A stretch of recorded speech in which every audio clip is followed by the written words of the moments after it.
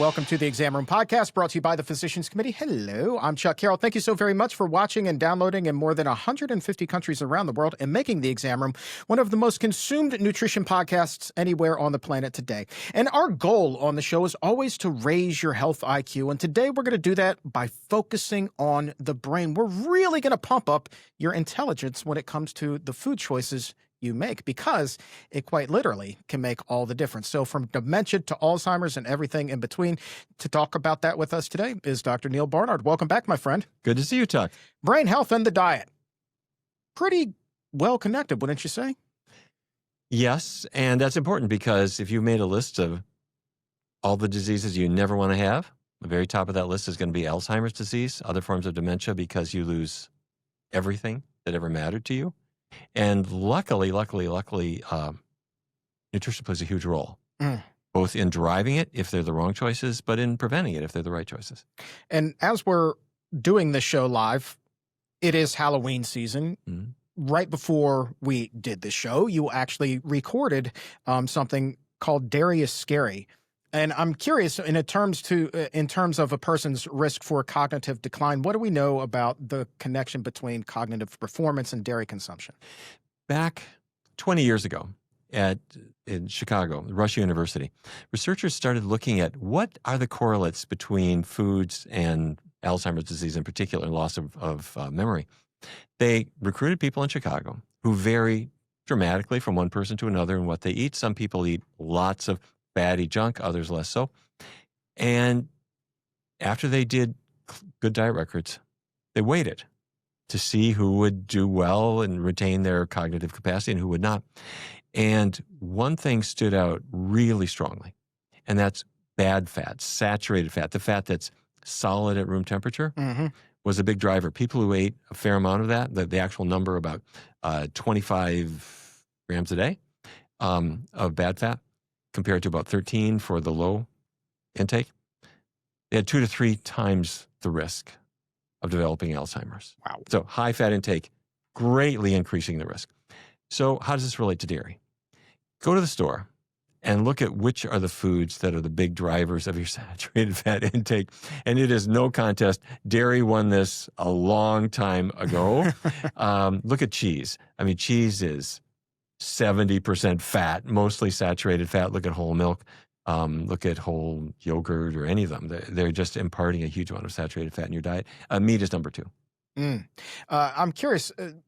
I know that a lot of the plant-based alternatives, because they rely so heavily on a lot of these oils, they can also have saturated fat. Does that present the same risk? Really, the bad actor there is coconut. The soy milk, rice milk, hemp milk, oat milk, they don't use saturated fat. Oat milk may add some fat. The others don't even add it. But in oat milk, I don't believe they're adding coconut typically. But you will see coconut milk with lots of advertising saying it won't really hurt you. Don't buy it. You're just drinking a big load of saturated fat. Yeah, we've talked about that. The marketing genius behind the coconut, didn't it come down to one study way back in the day that said coconuts were super healthy, or coconut oil was a health food? I have to say the jury came in a long time ago, and we now know that coconut oil will decisively raise your bad cholesterol. The same much with palm oil, and they're used because they're really shelf stable. I mean, it is not going to go rancid. It's what we call a very saturated fat, meaning it doesn't have double bonds that are open that can be oxidized. More than you wanted to know. Anyway, school's in session always, man. Anyway, my point is, its shelf life is long. It has that mouth feel. It's kind of gooey that people like, and so they add it to foods. They really shouldn't be doing it. All right. If you have a question for Dr. Barnard, post it in the comments or in the chat. We're going to get to as many as we can here today with the doctor's mailbag. And if we don't get to it, we'll save it for an upcoming episode. Be sure also to like this video and to subscribe to us here on YouTube as well. Ashley is wondering, are the nutrients in a plant-based diet, is it the nutrients in a plant-based diet or the lack of unhealthy food that's more beneficial for brain health? Oh, great question. The answer is it's really both. Let's say I'm a meat eater. I'm getting saturated fat from dairy and from meat.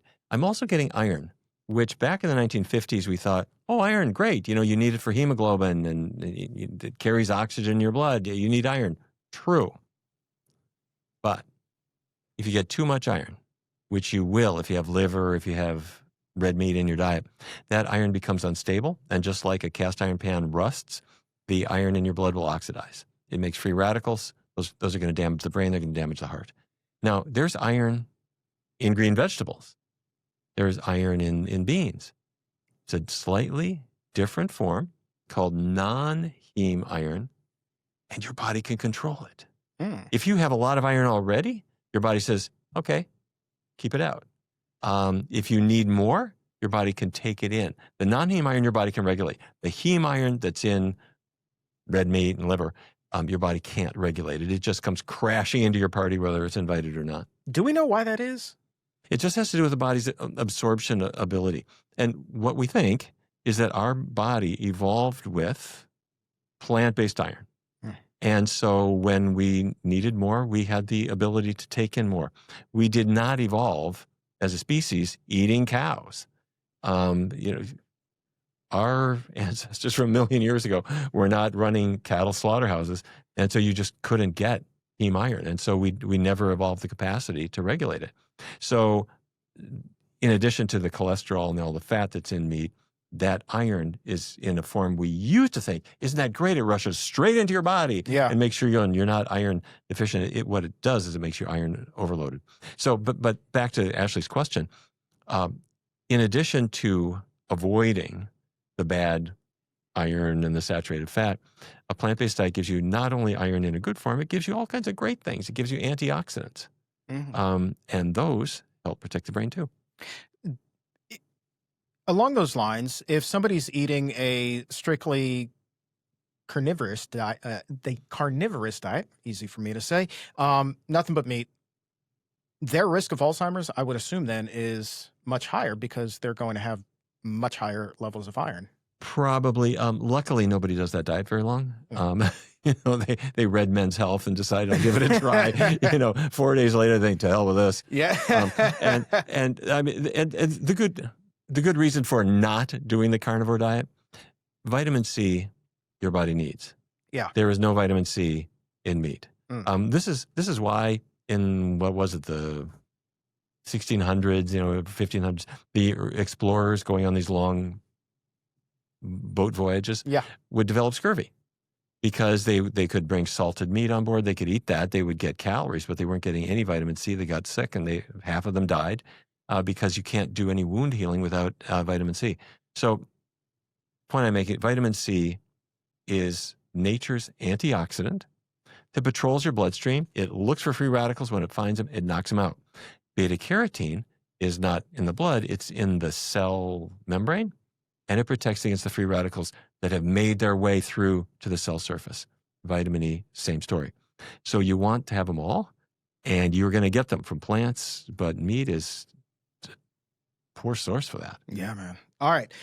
So we were talking about different sources of iron. What about different sources of omega-3? Heather is wondering whether omega-3 fatty acids from flax and chia and walnuts are as effective for brain health as the omega-3s that come from fish. Probably. The research in this area, I think, is still not what we need it to be. There is some evidence that people whose brain levels of omega-3s are low might be at higher risk for Alzheimer's disease. How do you pump them up? I wouldn't use fish for that. Fish's good point is it does have EPA and DHA, the preformed omega-3s. Right. The bad part of that is that's only maybe 14% of the fat in the fish. All the other fat in the fish is just a big source of calories that's not helping you, that's going to cause weight gain, and weight gain is a big driver for Alzheimer's. Salmon lovers, to have trouble with weight loss, so no good. You can supplement if you want to supplement. If you want to get DHA and EPA without a lot of the other hoo-ha, you can supplement it, and right next to the fish oil capsules on the shelf are the vegan ones that got it from algae, and it's clean and better source. Yeah, it's funny. They're so popular now, the vegan capsules. You can even find them in Costco, I saw. Yeah. It's just a ginormous, like a friggin' ton of like vegan omega-3 capsules. I was like, People are amazing. getting them because it has what fish oil has, only it's cleaner. Whether you actually need that or not remains controversial, though. Yeah. Okay. Interesting one from Taylor, who's worried about his risk for Alzheimer's, maybe having a little bit of insulin resistance issues himself. He wants to know, how do blood sugar levels and insulin resistance affect the development of Alzheimer's? Yeah. Insulin resistance, what that means is that your cells, your muscle cells or your liver cells, are not responding to insulin anymore. They're resisting insulin. Insulin is trying to get sugar into your cells, to give them power, to give them energy, to give your muscles some strength. But if your cells are insulin resistant, the insulin can't get the sugar inside. Where does that sugar go? It goes coursing through your blood vessels. It goes up to your brain. The tiny little blood vessels are getting hammered by sugar, and it can damage the vasculature, the blood vessels. You're familiar with this with people with later stage diabetes. They've been running a high blood sugar. The tiny blood vessels of the eyes are getting attacked. The blood vessels of the kidneys are getting attacked. The blood vessels to their feet are getting attacked. So you need sugar in your blood at a certain level. If it's too high, it's going to damage the blood vessels that are nourishing your brain. It's going to damage the brain cells themselves. Along those lines, Brittany is wondering whether a whole food plant-based diet has been proven yet to reverse the amyloid plaque buildup in the brain that's been tied to Alzheimer's. I think that's going to be the next question that's going to be answered by studies like what Dean Ornish came out with. And you talked to him. Yep. Dean Ornish did a wonder. He's done many great studies. I have to say the man is a genius. But his latest work on Alzheimer's disease is incredible. And for people who missed this, he brought in people who had early stage dementia consistent with Alzheimer's. And he did not just a healthy diet, but healthy vegan diet, animal products gone, plus exercise, plus modifying stress, plus group support, giving the bazooka at that Alzheimer's disease. Yeah. And what he found is that 70% of people stopped their decline or started reversing their symptoms. But the next question then is, what's going on? He did have some early indicators that amyloid patterns are reversing, but I think we need more research there. And I think that is what we're going to be seeing with more robust research in this area. But I have to say the mechanisms to me are always a little bit secondary. The main thing is we didn't have anything before. We really didn't. With him showing that for many people they improve, and the more they followed the regimen, the better they did. That was my next question. The more they followed the regimen, the better they did. Plug that in. And let's figure out why it's working later, but plug it in and use it. Yeah, we saw, adherence to the regimen, had such a profound impact as well on Caldwell-Esselstyn's research, if I'm not mistaken. It's like, it really worked well for this group of people who followed it well. Why didn't it work over here? Because they didn't follow the plan. Yeah, and you can blame our culture for it. It's in the studies that we do, we'll have some people who say, this vegan diet is incredible. I mean, my blood sugar is down, I'm off all my medications and so forth. But some will say, yeah, but it's my birthday tomorrow. And so I'm going to go out, and my family's taking me out to the steakhouse. I don't want to disappoint them. One day won't really matter. Well, it is astounding how much harm can be done by the exceptions in our diet. We learned about this from smoking. You can have a person who quits smoking, but on the weekend it's a party and whatever. And that little exposure, it does two things. It causes physical harm, but it also reignites the desire for whatever that thing is. Getting rid of it allows the body to clean out and stay clean. And it allows forgetting to occur. Yeah. One of my favorite things is forgetting. As a doctor, if a person forgets steak, if they forget fried chicken, if they forget the things that hurt them, and they're enjoying the things that really sustain health, that's terrific. The way to make sure you remember them is to dose yourself with them once every couple of weeks, and you will never forget. It's like a person trying to avoid alcohol, but you're going to have a drink every couple, 3 weeks. For sure. Yeah, you just reignite the memory. Absolutely. And I think along the same lines, I would phrase that as it makes it easier for the person to create that exception, that excuse, the reason why, You can always justify your behavior. And with diabetes, what we've seen, not to get too far off the track, but in diabetes, that insulin resistance, which we were talking about earlier, that's caused by the accumulation of fat inside the muscle and liver cells. With the little fat droplets in the cells, insulin can't act. That fat will dissipate. It comes out of the cells. It goes away. If I'm not eating any animal products anymore, there's no animal fat. If I'm keeping oils low, in our last study that we did with Yale, where we do magnetic spectroscopy studies, magnetic resonance spectroscopy, we look in the liver and we could knock down liver fat by a good third within 16 weeks. It just comes out. But you can put it all back in about a day with a really fatty diet. Wow. So the exceptions are killers. Yeah. It's funny to me. I mean, taking it back to the brain, I would think, we see the benefits in so many areas of the body. Why would the brain be any different? You know what I mean? You were just referencing the liver, but I would think, you take the bad out, everything's going to function better, including what's above your shoulders. Don't underestimate also what the brain has to do. Right. Your brain, we ask a lot of it. I mean, it's not only like processing your sensations, what you've seen, what you've heard, trying to make sense of things. It's trying to store those memories at the same time. It's trying to make sure your heart is beating and that your metabolism is going. It's trying to make sure your body temperature is normal. It's making sure all your hormones are showing up for work. It's got a big job to do. The thing only weighs 3 pounds or so. Right. And look what we're asking. Baby that thing. Don't put bad stuff in your body because your brain is going to get upset. Coddle it. Treat it with kid gloves, my friend. Yeah. All right. Danielle, oh, this is going to get some clicks. Isolate this one for social media. What are Dr. Barnard's top foods for boosting memory and improving cognitive performance in older adults? Okay. This is where eating the rainbow really does pay off. And that's because the rainbow is our guide to the antioxidants that stop the inflammatory processes, that protect those little blood vessels that are going through to the brain and protect the brain cells themselves. So, and by the way, I want to tip my hat to Harvard. Harvard in around 2020, 2021 started having the findings from the big Harvard cohorts, like the Nurses' Health Study, where the participants had aged enough that you could really see which foods kept people mentally clear.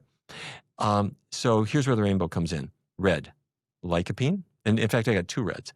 Lycopene is in a tomato or in a watermelon. The other red is in a strawberry, or even kidney beans have a little bit of this redness. That's an anthocyanin called pelargonidin.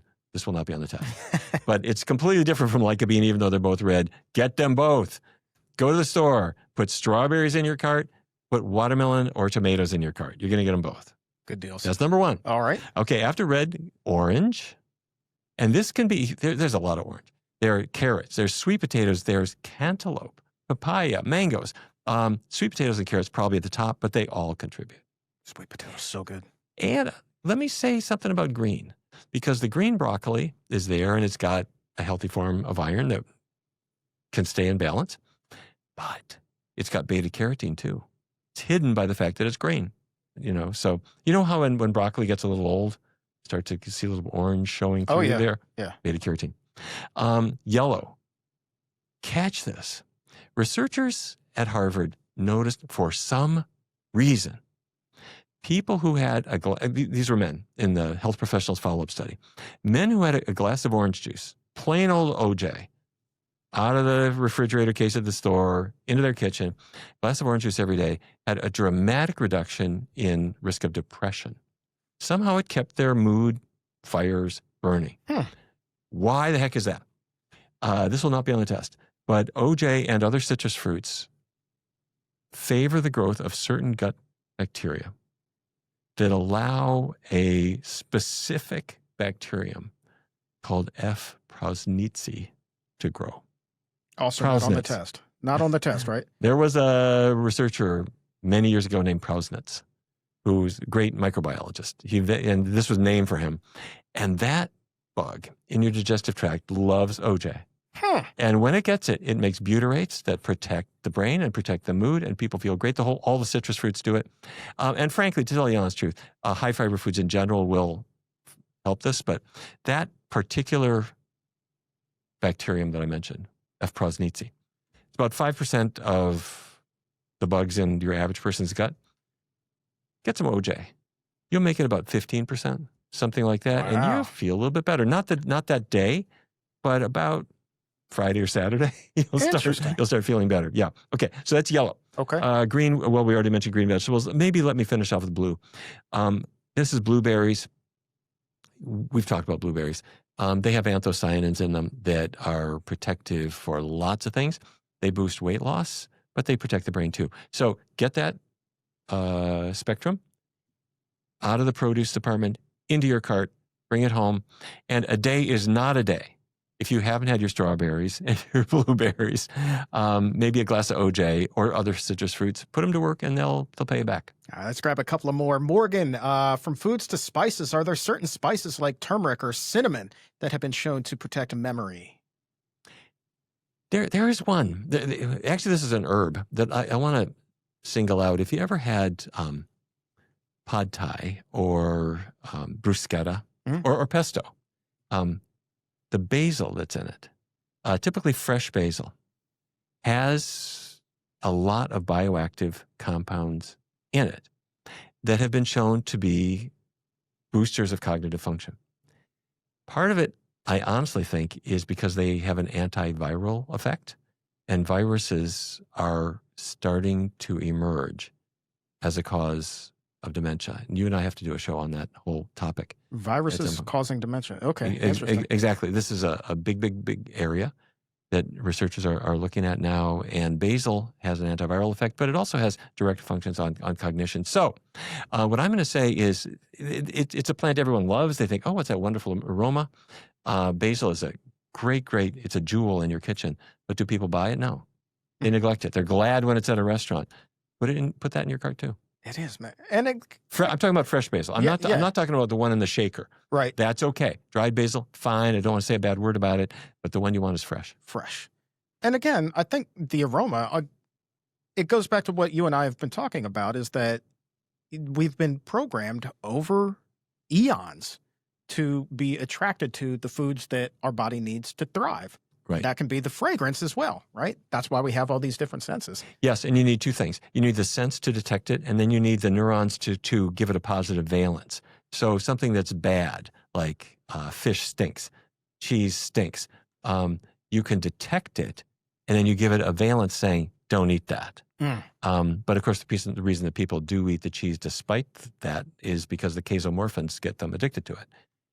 Which is why people who don't like the taste of beer drink it anyway, because the alcohol will turn on the neurons, the reward neurons, despite the fact that the taste is not initially viewed as good.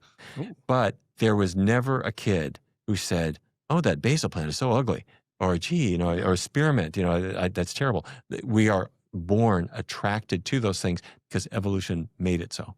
All right. Quick one. Polyphenols from foods like grapes and coffee and green tea. How do they impact brain inflammation? That one is from Jasmine. Yeah, the polyphenols are helpful. They have antioxidant effects and many others as well. And this was sort of the big selling point for extra virgin olive oil because it's got a lot of polyphenols in it.